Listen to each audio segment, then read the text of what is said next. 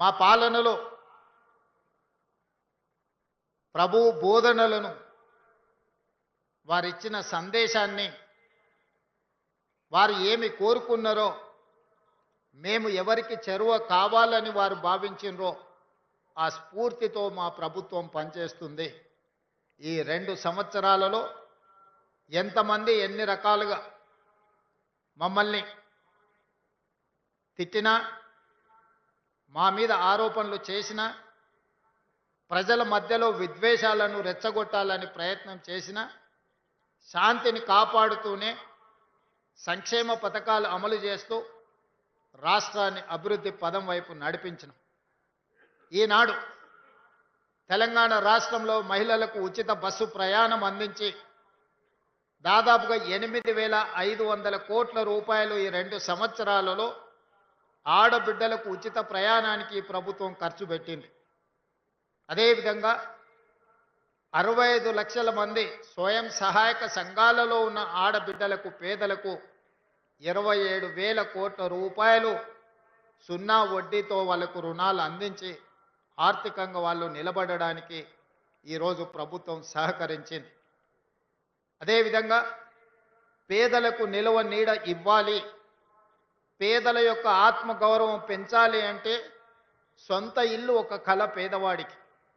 అలాంటి పేదలకు ఇందిరమ్మ రాజ్యంలో 4,50,000 ఇండ్లు 22,500 కోట్లతోని ఈరోజు అమలు చేసి అత్యంత నిరుపేదలైన దళితులకు, క్రిస్టియన్లకు, ముస్లిం మైనారిటీలకు ఈరోజు మనము ఇల్లు ఇవ్వడం ద్వారా పేదవాళ్లను ప్రేమగా చూసుకోవాలి, వాళ్ళ గౌరవాన్ని పెంచాలన్న ఆలోచనతోని ఈరోజు మా ప్రభుత్వం పనిచేస్తుంది.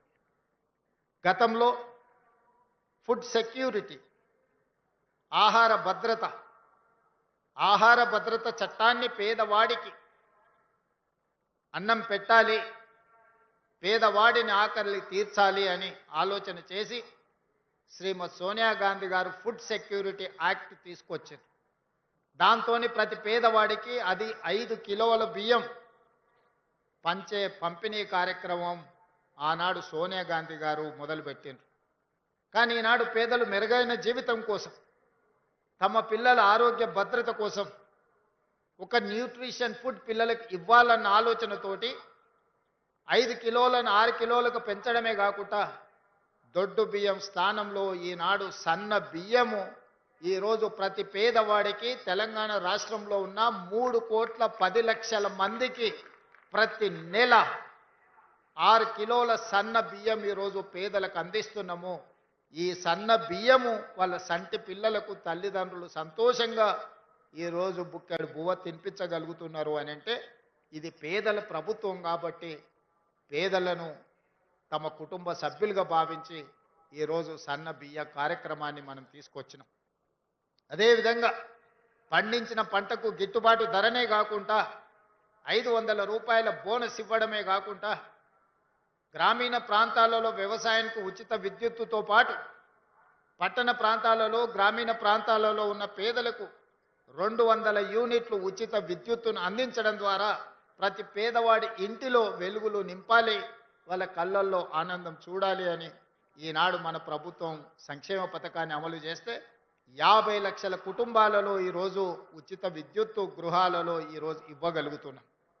500 రూపాయలకే సిలిండర్ 50 లక్షల కుటుంబాలకి ఈరోజు మనం అందిస్తున్నాం.